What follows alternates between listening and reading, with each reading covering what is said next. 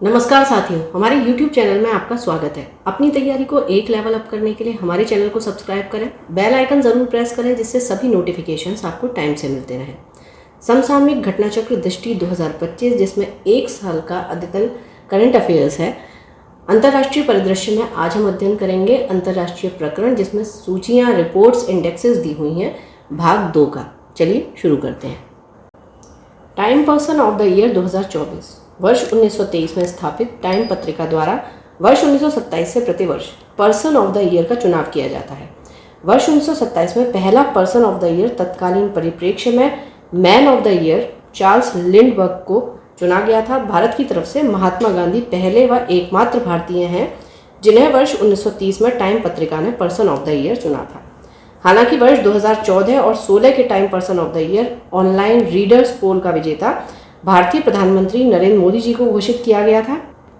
स्मरणीय तथ्य: 12 दिसंबर 2024 को अमेरिका की प्रतिष्ठित अंतर्राष्ट्रीय पत्रिका टाइम द्वारा वर्ष 2024 के Time person of the year की घोषणा की गई। वर्ष 2024 में डोनाल्ड ट्रंप को पर्सन ऑफ द ईयर चुना गया।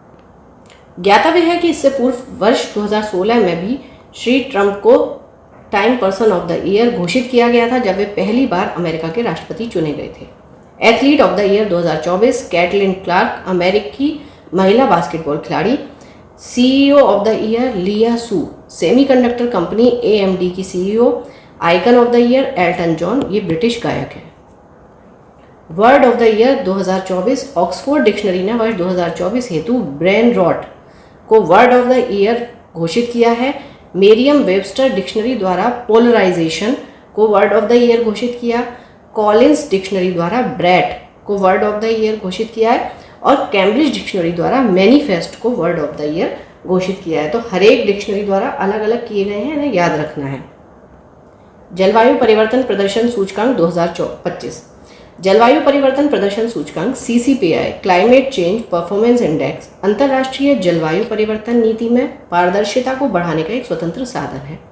यह विभिन्न देशों के जलवायु संरक्षण संबंधी प्रयासों का तुलनात्मक अध्ययन प्रस्तुत करता है। इस सूचकांक का प्रकाशन वार्षिक रूप से वर्ष 2005 से किया जा रहा है। इस सूचकांक के तहत 63 देशों और यूरोपीय संघ के जलवायु संरक्षण में प्रदर्शन का मूल्यांकन एवं तुलनात्मक अध्ययन प्रस्तुत किया गया है। ध्यातव्य है कि EU तथा 63 अन्य देश संयुक्त रूप से संपूर्ण विश्व के लगभग 90% ग्रीन हाउस गैस उत्सर्जनों के लिए उत्तरदायी हैं। स्मरणीय तथ्य: बाकू अजरबैजान में आयोजित UN जलवायु परिवर्तन सम्मेलन 2024। तो UN जलवायु परिवर्तन सम्मेलन 2024 कहाँ हुआ है? Baku, Azerbaijan.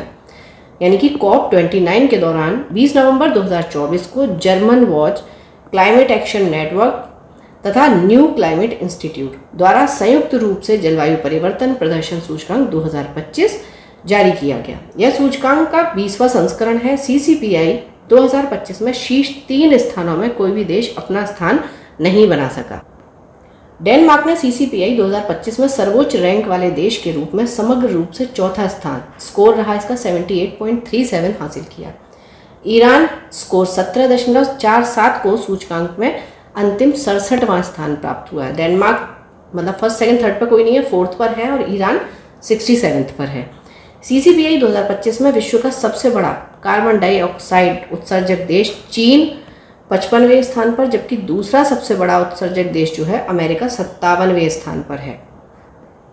CCPI 2025 में केवल 2 G20 देश यथा UK और भारत उच्च प्रदर्शनकर्ताओं यानी हाई परफॉर्मर्स में शामिल हैं।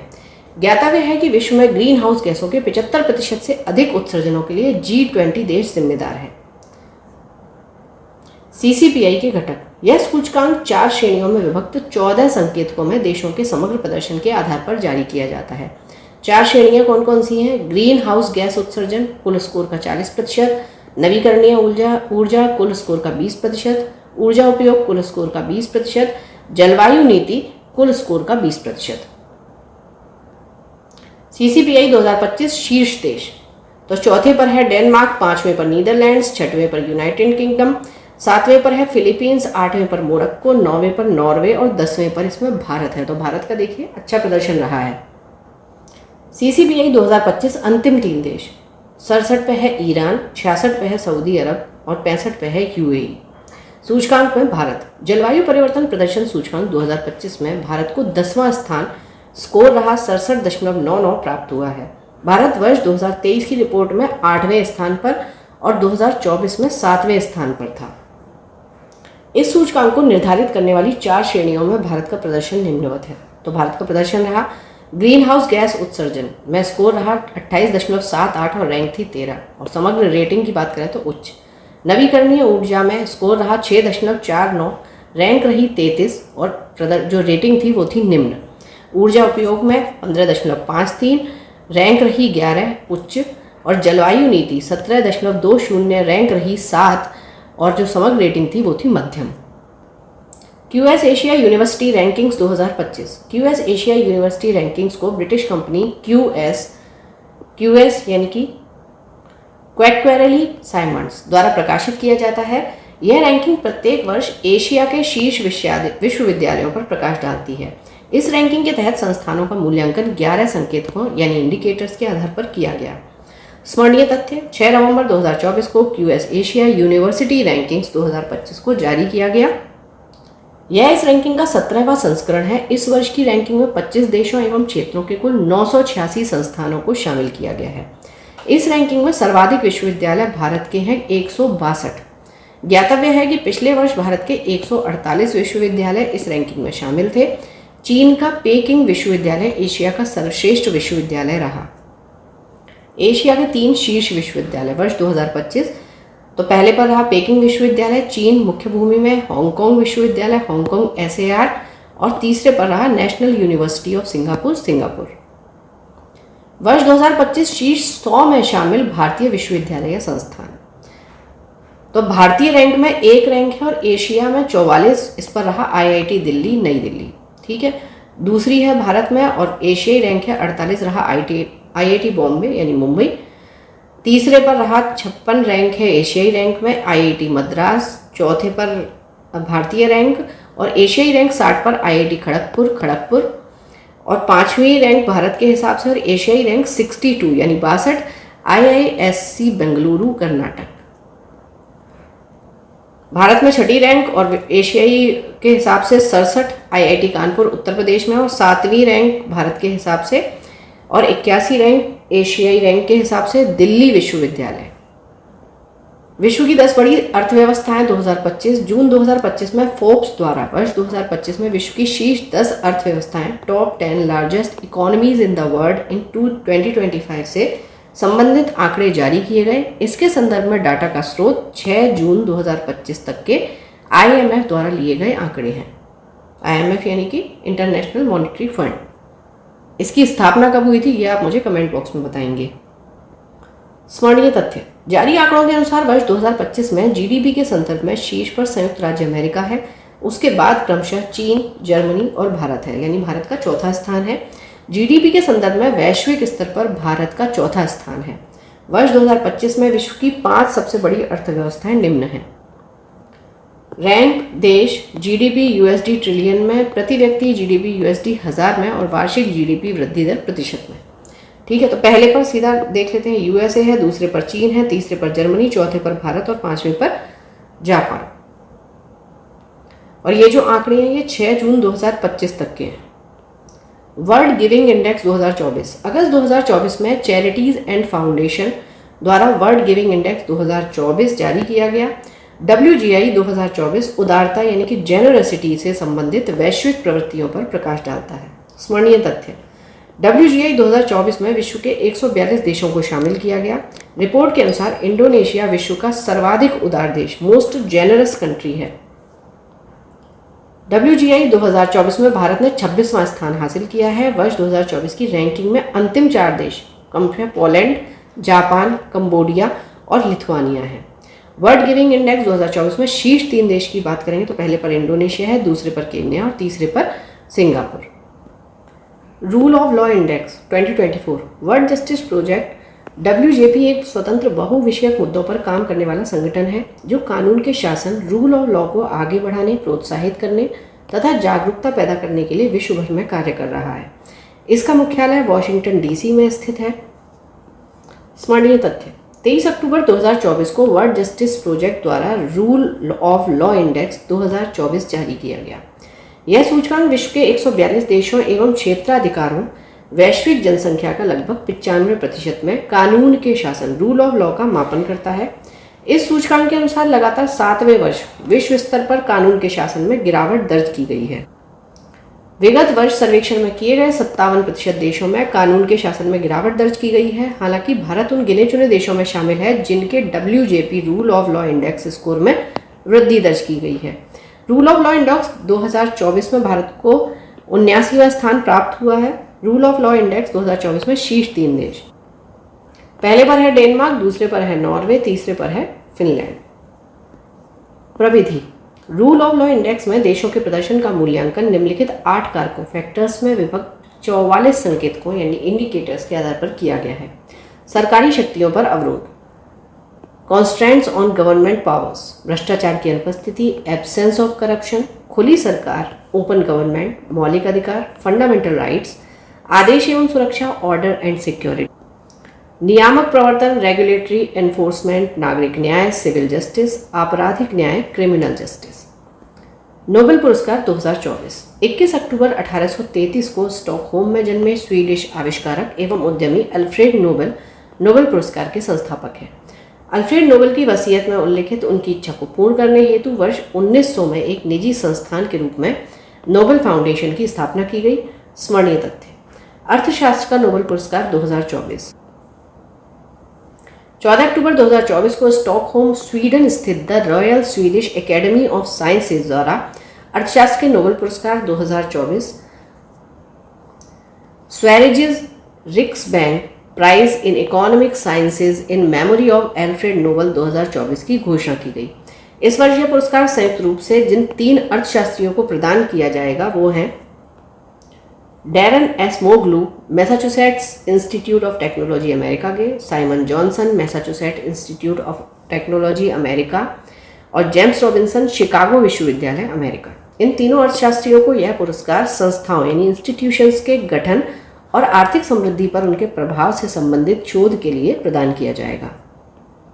नोबेल शांति पुरस्कार 2024 11 अक्टूबर 2024 को ओस्लो नॉर्वे स्थित द नॉर्वेजियन नोबेल कमेटी द्वारा वर्ष 2024 के नोबेल शांति पुरस्कार की घोषणा की गई। यह पुरस्कार निहोन हिडांक्यो नामक एक जापानी संगठन को प्रदान किया जाएगा। यह पुरस्कार परमाणु हथियारों न्यूक्लियर वेपन से मुक्त एक विश्व की प्राप्ति के लिए इस संगठन द्वारा किए गए प्रयासों हेतु प्रदान किया जाएगा। निहोन हिडांक्यो यह हिरोशिमा और नागासाकी के परमाणु बम हमले से जीवित बचे लोगों का एक संगठन है। उल्लेखनीय है कि अगस्त 1945 में जापान के हिरोशिमा और नागासाकी पर अमेरिका के 2 परमाणु बम गिराए गए थे। उन दोनों परमाणु बम का क्या नाम था ये आप मुझे कमेंट बॉक्स में बताएंगे। साहित्य के क्षेत्र का नोबेल पुरस्कार 2024 10 अक्टूबर 2024 को स्टॉकहोम स्थित द स्वीडिश एकेडमी द्वारा वर्ष 2024 हेतु साहित्य के नोबेल पुरस्कार the Nobel Prize in Literature की घोषणा की गई। वर्ष 2024 हेतु साहित्य का नोबेल पुरस्कार दक्षिण कोरियाई लेखिका हान कॉन्ग को प्रदान किया जाएगा। नोबेल साहित्य पुरस्कार जीतने वाली यह पहली दक्षिण कोरियाई लेखिका है, इसलिए ये इम्पोर्टेंट हो जाती हैं। साथ ही ये दक्षिण कोरिया की दूसरी नागरिक हैं जिन्होंने कोई नोबेल पुरस्कार जीता है।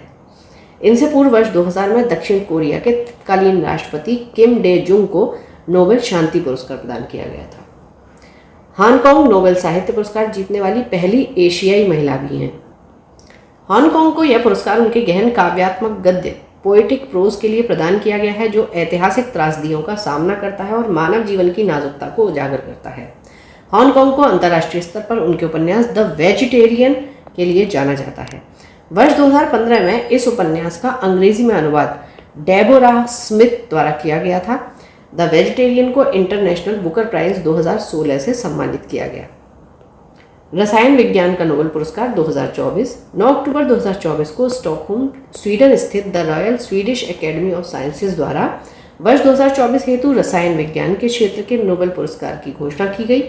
इस वर्ष जिन 3 वैज्ञानिकों को यह पुरस्कार प्रदान करने की घोषणा की गई है वो हैं डेविड बेकर वॉशिंगटन विश्वविद्यालय अमेरिका तथा Howard Hughes Medical Institute America, Demis Hassabis Google DeepMind London UK, John M Jumper Google DeepMind London UK, इस पुरस्कार के तहत 11 मिलियन स्वीडिश क्रोनर की कुल पुरस्कार राशि का आधा हिस्सा डेविड बेकर को और शेष आधा हिस्सा डेमिस हसाबिस और जॉन जंपर को संयुक्त रूप से प्रदान किया जाएगा।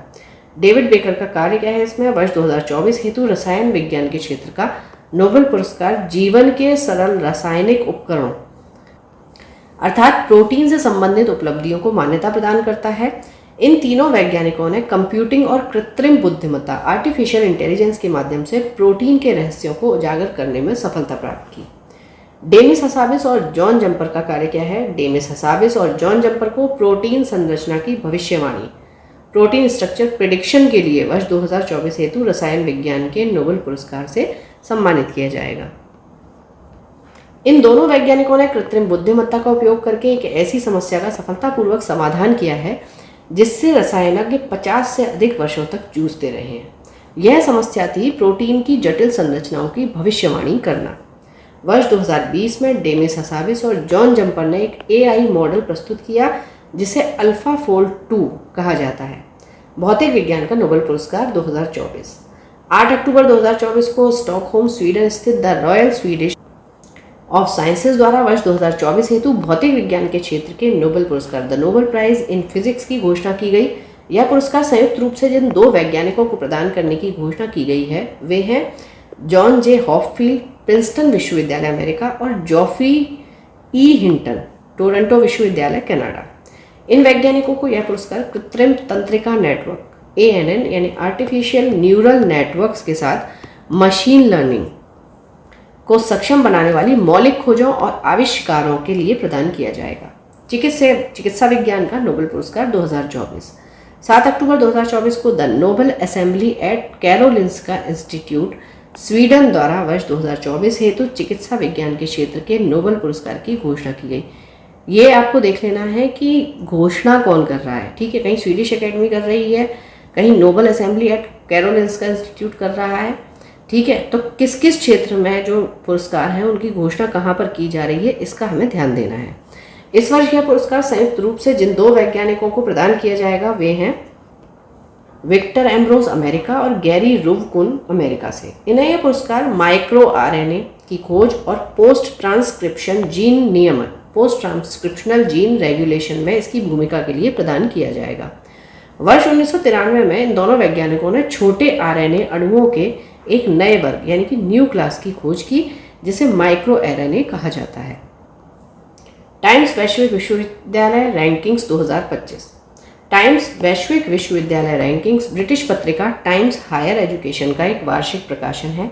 यह रैंकिंग एक नई वैश्विक विश्वविद्यालय रैंकिंग्स 3.0 प्रविधि पर आधारित है। इस प्रविधि के अंतर्गत किसी संस्थान के प्रदर्शन को 5 क्षेत्रों में विभक्त 18 प्रदर्शन संकेतकों यानी कि परफॉर्मेंस इंडिकेटर्स के आधार पर मापा जाता है। ये 5 क्षेत्र कौन कौन से हैं?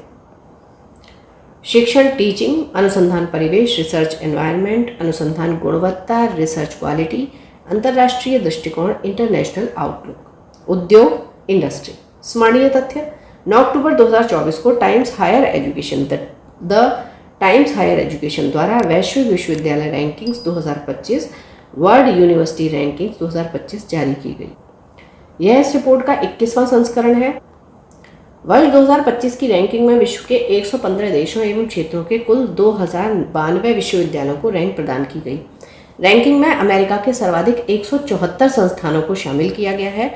टाइम्स वैश्विक विश्वविद्यालय रैंकिंग्स 2025 में ऑक्सफोर्ड विश्वविद्यालय UK को प्रथम स्थान प्राप्त हुआ।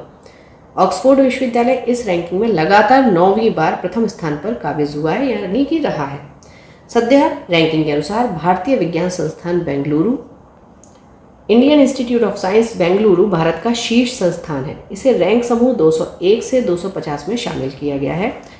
टाइम्स वैश्विक विश्वविद्यालय रैंकिंग्स 2025 शीर्ष 5 भारतीय विश्वविद्यालय।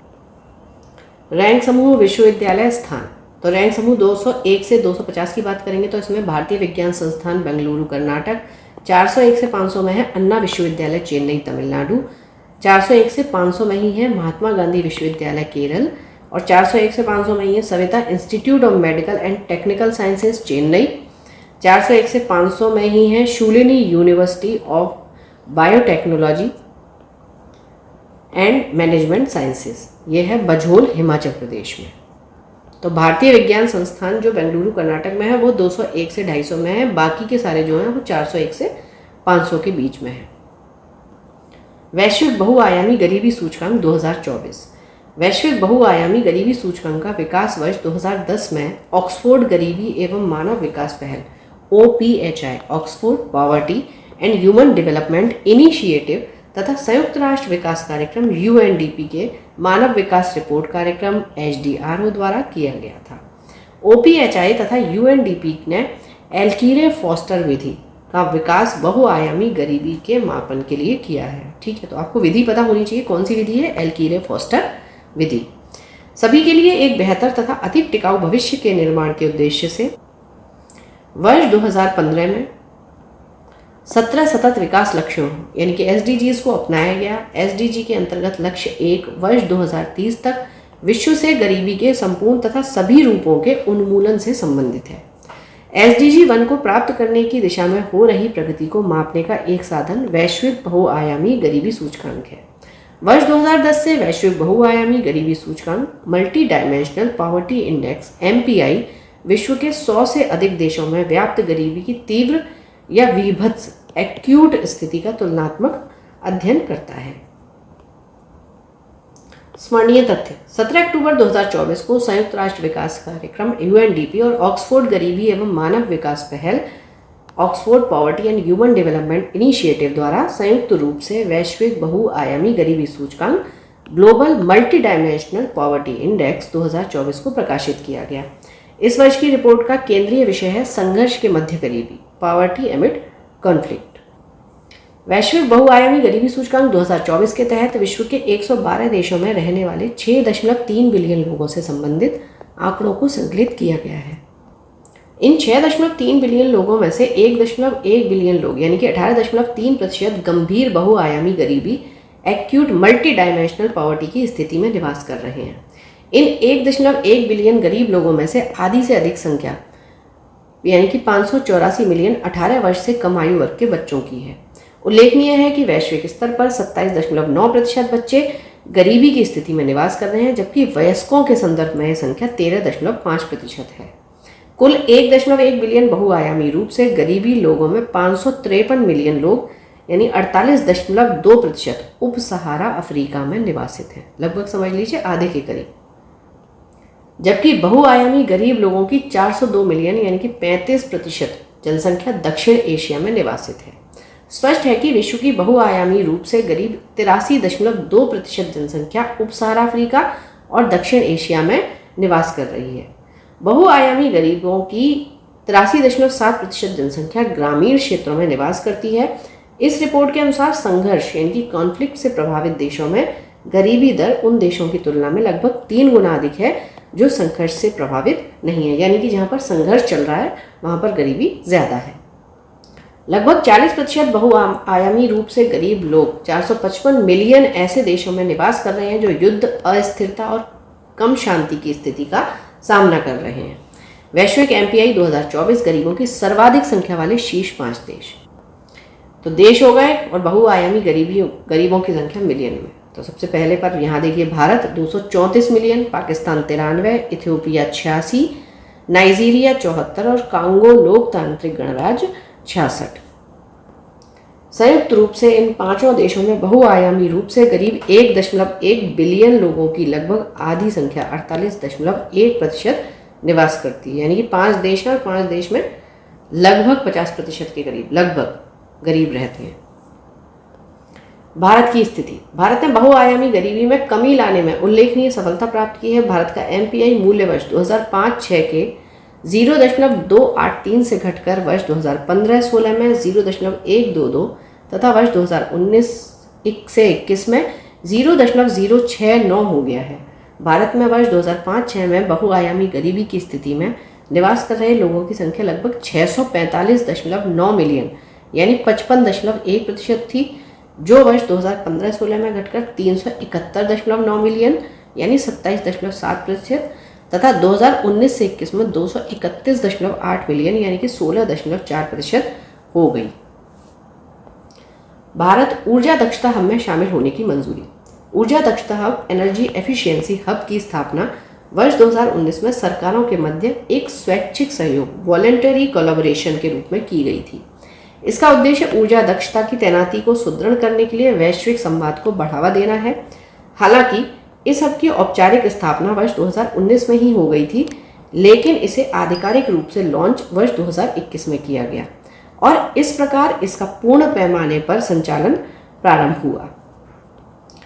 इस हब के 16 संस्थापक सदस्य अर्जेंटीना, ऑस्ट्रेलिया, ब्राजील, कनाडा, चीन, डेनमार्क, यूरोपीय आयोग, France, Germany, Japan, Korea, Luxembourg, रूस, सऊदी अरब, यूके और अमेरिका हैं। इस हब का सचिवालय अंतर्राष्ट्रीय ऊर्जा एजेंसी IEA की मेजबानी में पेरिस में स्थित है।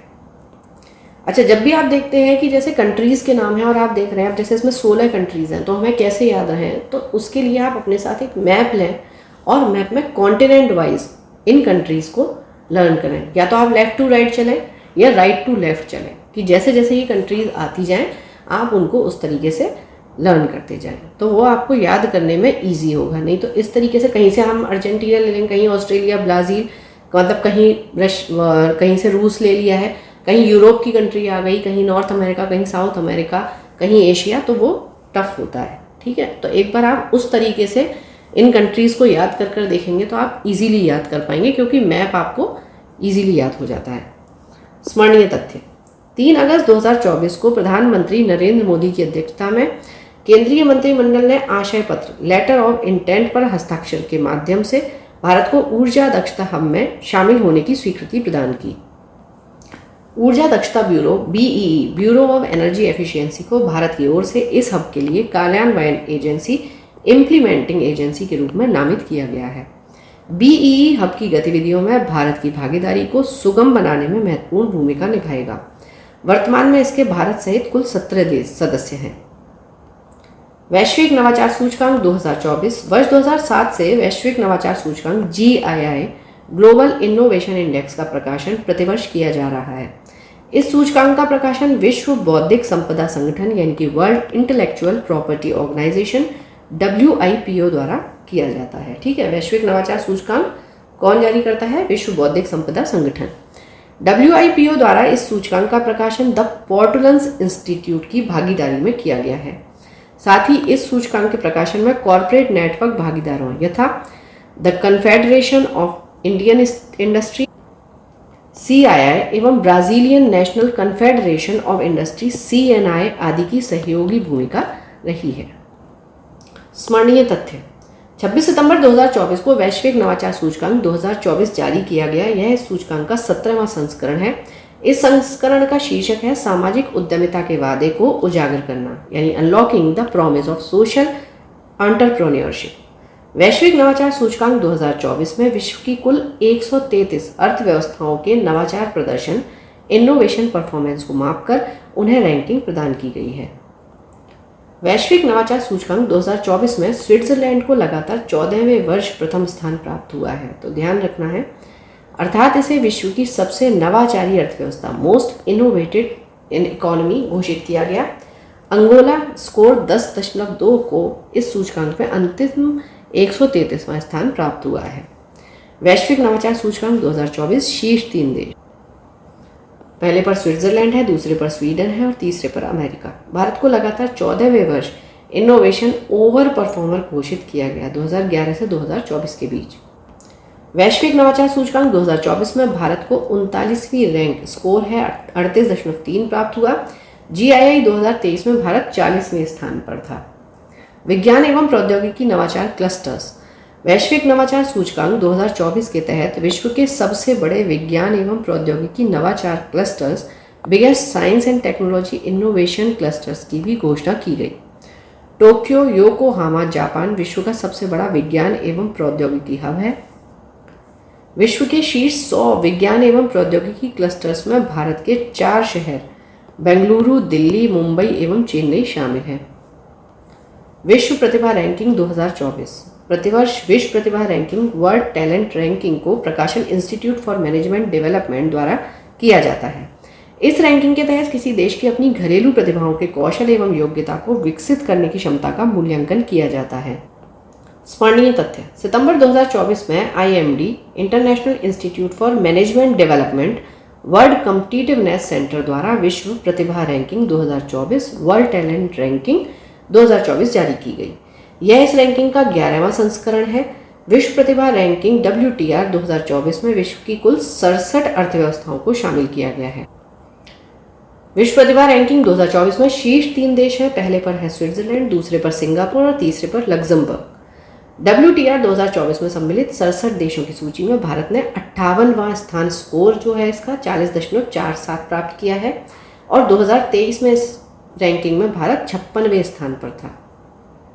तो ये भी ध्यान रखें, लास्ट जब भी ये कोई भी रैंकिंग हुई थी तो उसमें इंडिया का जो लास्ट में रैंक थी वो भी याद रखें। जैसे कि 2023 में जब ये हुई थी तो 56वें स्थान पर था, 2024 की में 58वें पर है।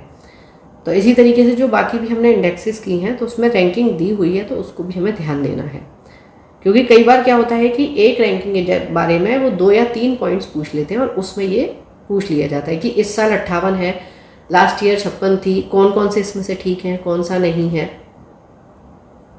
एशिया प्रशांत क्षेत्र के कुल 14 देशों की रैंकिंग में सिंगापुर स्कोर है इसका 85.65 को प्रथम स्थान प्राप्त हुआ है, जबकि एशिया प्रशांत क्षेत्र के देशों की रैंकिंग में भारत 12वें स्थान पर है। ठीक है, ओवरऑल में 58 है, लेकिन एशिया प्रशांत की बात करेंगे तो भारत 12वें स्थान पर है।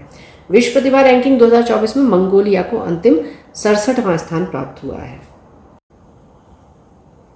भारत का 43वां विश्व धरोहर स्थल यूनेस्को की विश्व धरोहर समिति का 46वां सत्र 46 session of the world heritage committee 21 से 31 जुलाई 2024 तक भारत मंडपम अंतर्राष्ट्रीय प्रदर्शनी और कन्वेंशन सेंटर IECC नई दिल्ली भारत में आयोजित किया गया। यह प्रथम अवसर है जब भारत ने विश्व धरोहर समिति के वार्षिक सत्र की मेजबानी की। भारत में विश्व धरोहर समिति के 46वें सत्र के आयोजन के लिए भारत सरकार के संस्कृति मंत्रालय और इसके संबद्ध कार्यालय भारतीय पुरातत्व सर्वेक्षण ASI archaeological survey of India को नोडल एजेंसी के रूप में नामित किया गया था। स्मरणीय तथ्य है 31 जुलाई 2024 को नई दिल्ली में प्रधानमंत्री नरेंद्र मोदी जी ने विश्व धरोहर समिति के 46वें सत्र का उद्घाटन किया। उद्घाटन समारोह के अवसर पर दिए गए अपने संबोधन में प्रधानमंत्री जी ने विकास भी विरासत भी विषय यानी कि थीम पर प्रकाश डाला।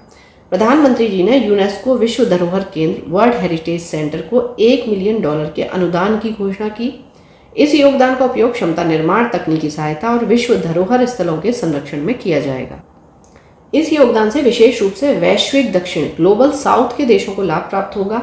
उल्लेखनीय है कि विश्व धरोहर समिति के 46वें सत्र के उद्घाटन समारोह में यूनेस्को की महानिदेशक डायरेक्टर जनरल आंड्रे अजोले ने भी भाग लिया। विश्व धरोहर समिति के 46वें सत्र के अंग के रूप में धरोहर प्रबंधन, हेरिटेज मैनेजमेंट के विभिन्न पहलुओं को समर्पित कई मंचों फोरम्स का भी आयोजन किया गया।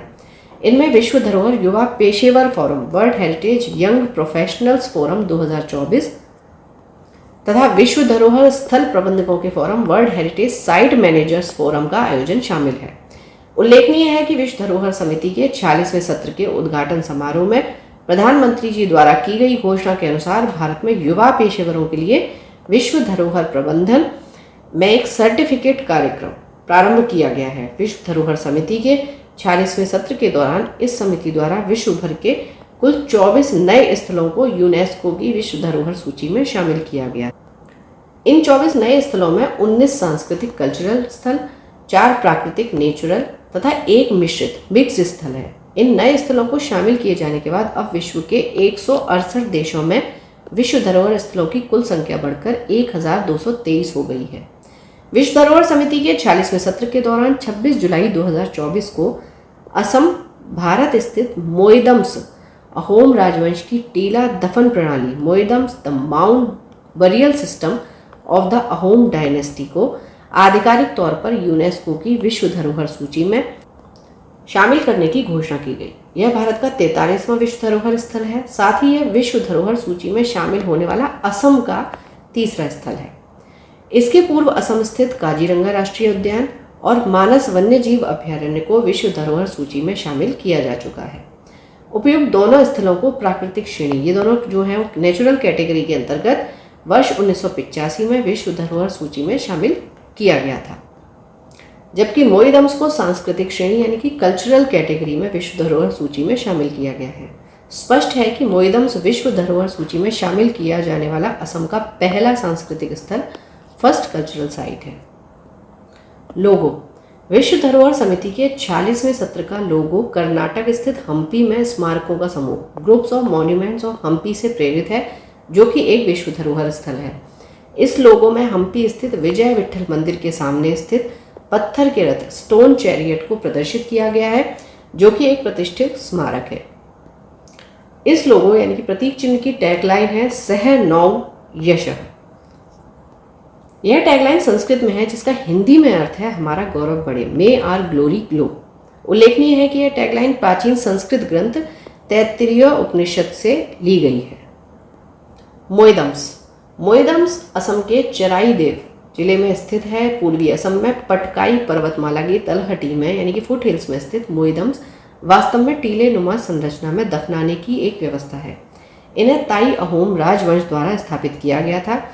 उल्लेखनीय है कि ताई अहोम लोग 13वीं शताब्दी में राजकुमार सिउ खा फा के नेतृत्व में चीन से वर्तमान असम में जाकर बस गए थे।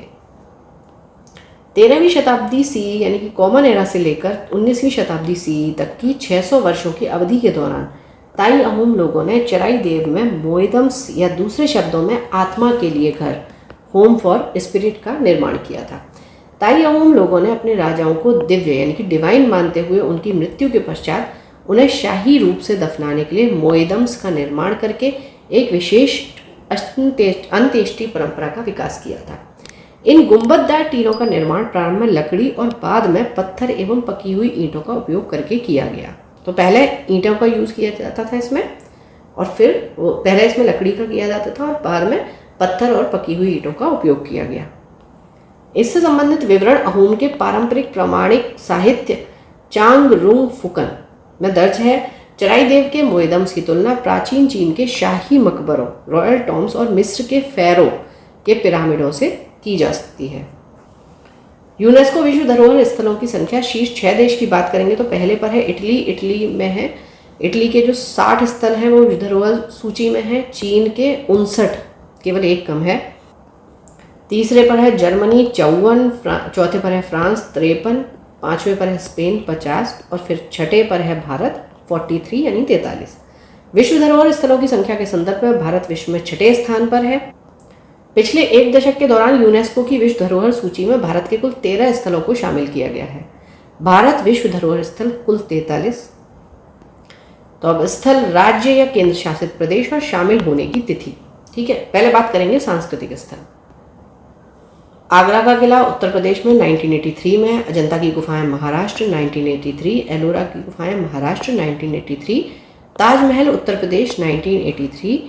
तो 83 में ये 4 जो हैं वो शामिल हुए विश्व धरोहर स्थल के सांस्कृतिक स्थलों में।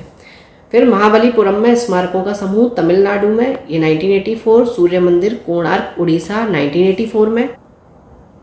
तो 84 में 2 शामिल हुए। उसके बाद गोवा के चर्च एवं कॉन्वेंट ये हुए 1986, 1986, फतेहपुर सीकरी उत्तर प्रदेश 1986, हम्पी में स्मारकों का समूह कर्नाटक 1986 में, खजुराहो स्मारक समूह मध्य प्रदेश 1986 में आपके ये 4 शामिल हुए। फिर एलिफेंटा गुफा महाराष्ट्र 1987, महान जीवित चोल मंदिर तमिलनाडु 1987 और 2004 में। पत्तदकल के में स्मारकों का समूह कर्नाटक में 1987 1987, सांची में बौद्ध स्मारक मध्य प्रदेश 1989, हुमायूं का मकबरा दिल्ली में 1993, कुतुब मीनार और उसके स्मारक दिल्ली में 1993 में। तो ये हमें पता होना चाहिए क्योंकि क्रोनोलॉजी आ जाती है कि पहले से बाद के क्रम में लगाएं कि कौन सा स्थल पहले ऐड हुआ था और कौन सा बाद में। चलिए नेक्स्ट 17वें स्थान पर भारत की पर्वतीय रेलवे, दार्जिलिंग पश्चिम बंगाल, नीलगिरी तमिलनाडु में, कालका शिमला हिमाचल प्रदेश। ठीक है, ये 1999 में हुई। फिर आप नीलगिरी तमिलनाडु की बात करेंगे 2005 में, और कालका शिमला हिमाचल प्रदेश जो है वो 2008 में। बोध गया में महाबोधि मंदिर परिसर बिहार में है 2002 में, भीमबेटका के रॉक शेल्टर मध्य प्रदेश 2003 में, चंपानेर पावागढ़ पुरातात्विक पार्क गुजरात 2004 में, छत्रपति शिवाजी टर्मिनस पूर्व में ये विक्टोरिया टर्मिनस था महाराष्ट्र 2004, लाल किला परिसर दिल्ली 2007, जंतर मंतर जयपुर राजस्थान 2010, राजस्थान के पहाड़ी किले। अब इसमें से ये क्वेश्चन बन सकता है कि इनमें से कौन सा जो पहाड़ी किला है वो विश्व धरोहर स्थलों में शामिल नहीं है। ठीक है, तो कौन कौन से शामिल हैं? चित्तौड़गढ़, कुंभलगढ़, जैसलमेर, रणथंभौर, आमेर, गागरोन, ये सारे राजस्थान के 2013 में। रानी की बावड़ी ये पाटन गुजरात में है, 2014 में शामिल हुआ। नालंदा बिहार में, नालंदा महाविहार का पुरातात्विक स्थल बिहार, 2016। ली कार्बूजिए का वास्तुशिल्प कार्य आधुनिक आंदोलन में एक उत्कृष्ट योगदान, चंडीगढ़ में, 2016 में। अहमदाबाद का ऐतिहासिक शहर, गुजरात, 2017। मुंबई के विक्टोरियन गोथिक और आर्ट डेको एंसेम्बल्स, महाराष्ट्र, 2018। जयपुर शहर, राजस्थान, 2019 में। धौलावीरा एक हड़प्पा कालीन शहर, गुजरात, 2021 में। काकतीय रुद्रेश्वर रामप्पा मंदिर, तेलंगाना, 2021। शांति निकेतन, पश्चिम बंगाल, 2023। होयसेल के पवित्र मंदिर समूह, कर्नाटक, 2023 में। मोयदम्स अहोम राजवंश की टीला दफन प्रणाली, असम, 2024। तो ये सांस्कृतिक स्थल थे। अब बात करेंगे प्राकृतिक स्थल। काजीरंगा राष्ट्रीय उद्यान, असम, 1985 में। केवलादेव राष्ट्रीय उद्यान, राजस्थान, 1985 में। मानस वन्यजीव अभ्यारण्य, असम, 1985। तीनों जो ये अभ्यारण्य हैं और उद्यान हैं ये 1985 में। सुंदरबन राष्ट्रीय उद्यान, पश्चिम बंगाल, 1987। नंदा देवी एवं फूलों की घाटी राष्ट्रीय उद्यान, उत्तराखंड, 1988 और 2005। तो नंदा देवी जो था वो 1988 में और फूलों की घाटी राष्ट्रीय उद्यान 2005 में। पश्चिमी घाट, Karnataka, Kerala, Maharashtra, Tamil Nadu, 2012। Great Himalayan National Park संरक्षण क्षेत्र, हिमाचल प्रदेश, 2014 में। मिश्रित स्थल की बात करेंगे तो कंचनजंगा राष्ट्रीय उद्यान है, सिक्किम में, 2016 में ये शामिल हुआ था। 4 नए देश FATF की ग्रे सूची में शामिल। FATF का पूर्ण रूप है financial action task force. Financial action task force FATF के नाम से जानते हैं। इसकी स्थापना वर्ष 1989 में फ्रांस की राजधानी पेरिस में की गई थी। FATF एक अंतर सरकारी निकाय है जिसे G7 शिखर सम्मेलन के दौरान स्थापित किया गया था। FATF वैश्विक मनी लॉन्ड्रिंग और आतंकी वित्त पोषण पर नजर रखने वाली एक संस्था है। वर्तमान में FATF में कुल 40 सदस्य हैं, जिनमें 2 क्षेत्रीय संगठन शामिल, यूरोपीय आयोग और खाड़ी सहयोग परिषद हैं। इन सदस्यों में से 24 फरवरी 2023 को FATF ने रूस की सदस्यता को निलंबित यानी कि सस्पेंडेड कर दिया है। ध्यातव्य है कि वर्ष 2006 में भारत को financial action task force FATF में एक पर्यवेक्षक देश के रूप में शामिल किया गया था। 25 जून 2010 को भारत को फाइनेंशियल एक्शन टास्क फोर्स के 34वें सदस्य देश के रूप में शामिल किया गया था। स्मरणीय तथ्य, 23 से 25 अक्टूबर 2024 के मध्य FATF की पूर्ण बैठक plenary Elisa de Anda Madrazo, Mexico की अध्यक्षता में संपन्न हुई। इस बैठक के दौरान Algeria, Angola, Cote d Ivoire और लेबनान को FATF की ग्रे सूची में शामिल किया गया, जबकि सेनेगल को FATF की ग्रे सूची से बाहर कर दिया गया है। दोनों चीज़ें ध्यान रखनी है, किसे शामिल किया है और किसे बाहर किया है। सेनेगल जो है वो देश अफ्रीका में है। वैश्विक पेंशन सूचकांक 2024। वैश्विक पेंशन सूचकांक मोनाश centre for financial studies, मोनाश university स्थित मोनाश बिजनेस स्कूल का अंग और मर्सर के सहयोग से CFA संस्थान, निवेश क्षेत्र के पेशावरों का वैश्विक संघ द्वारा प्रायोजित एक सर्वेक्षण है। गौरतलब है कि वर्ष 2024 के इस सूचकांक में विश्व भर की 48 वैश्विक पेंशन प्रणालियों राष्ट्रों का एक व्यापक तुलनात्मक अध्ययन प्रस्तुत किया गया है। स्मरणीय तथ्य, 15 अक्टूबर 2024 को मर्सर CFA इंस्टीट्यूट वैश्विक पेंशन सूचकांक, Mercer CFA institute global pension index MCGPI 2024 जारी किया गया। यह सूचकांक का 16वां वार्षिक संस्करण है। MCGPI 2024 के अनुसार नीदरलैंड्स, आइसलैंड, डेनमार्क एवं इजराइल की सेवानिवृत्त आय प्रणालियां विश्व में सर्वश्रेष्ठ हैं। MCGPI 2024 शीर्ष 3 देश की बात करेंगे। पहले पर है नीदरलैंड्स, दूसरे पर आइसलैंड और तीसरे पर डेनमार्क। MCGPI 2024 में भारत को 48वां स्थान, समग्र स्कोर था इसका 44, प्राप्त हुआ है। वैश्विक भूख सूचकांक 2024। वैश्विक भूख सूचकांक GHI ग्लोबल हंगर इंडेक्स एक ऐसी युक्ति है जो वैश्विक, क्षेत्रीय तथा राष्ट्रीय स्तरों पर भुखमरी की गणना एवं उसकी वस्तु स्थिति का पता लगाने के लिए डिज़ाइन की गई है। वैश्विक भूख सूचकांक 4 संकेतकों यथा अल्प पोषण यानी कि अंडर नरिशमेंट, बाल दुबलापन चाइल्ड वास्टिंग, बाल ठिगनापन चाइल्ड स्टंटिंग तथा बाल मृत्यु दर चाइल्ड मॉर्टेलिटी के आधार पर तैयार किया जाता है। स्मरणीय तथ्य 10 अक्टूबर 2024 को concern world wide and world hunger help द्वारा संयुक्त रूप से वैश्विक भूख सूचकांक 2024 ग्लोबल हंगर इंडेक्स 2024 जारी किया गया। IFHB Institute of International Law Peace and Armed Conflict इस रिपोर्ट के प्रकाशन में अकादमिक भागीदारी एकेडमिक पार्टनर था। यह सूचकांक का 19वां वार्षिक संस्करण है। वर्ष 2024 की रिपोर्ट लैंगिक न्याय किस प्रकार जलवायु प्रतिरोधक क्षमता और भूख मुक्ति को बढ़ावा दे सकता है, how gender justice can advance climate resilience and zero hunger विषय पर केंद्रित है। वर्ष 2024 के सूचकांक में 127 देशों के GHI स्कोर की गणना की गई है। वर्ष 2024 में वैश्विक GHI स्कोर 18.3 है, जो भूखमरी की मध्यम यानी कि मॉडरेट स्थिति को प्रदर्शित करता है। वैश्विक भूख सूचकांक 2024 के अनुसार वैश्विक स्तर पर कोई भी देश भूखमरी की चरम भयावह यानी कि एक्सट्रीमली अलार्मिंग स्थिति में नहीं है, और ये अच्छी बात है। वैश्विक भूख सूचकांक 2024 में 22 ऐसे देश शामिल हैं जिनका GHI स्कोर 5 से कम है। इन देशों को अलग अलग व्यक्तिगत रैंक प्रदान नहीं की गई है, बल्कि सामूहिक रूप से इन्हें 1 से 22 रैंक तक सूचीबद्ध किया गया है। इन 22 देशों में चिली, चीन, क्रोएशिया, कुवैत, लाटविया, सर्बिया, तुर्की, संयुक्त अरब अमीरात आदि शामिल हैं। आर्मेनिया GHI स्कोर में 5.1 इस सूचकांक में 23वें स्थान पर है। GHI 2024 अंतिम 3 देश तो 127 पर है सोमालिया, 126 पर है यमन और 125 पर है चैड। वैश्विक भूख सूचकांक 2024 में भारत की रैंक 105वीं है। GHI स्कोर है इसका 27.3। स्पष्ट है कि GHI 2024 में भारत का स्कोर यहाँ भूखमरी की गंभीर यानी कि सीरियस स्थिति को प्रदर्शित करता है। इस लेक्चर में इतना ही। पढ़ते रहिए, बढ़ते रहिए, रिवीजन ज़रूर करते रहिए। Thank you for watching, keep learning, stay with me.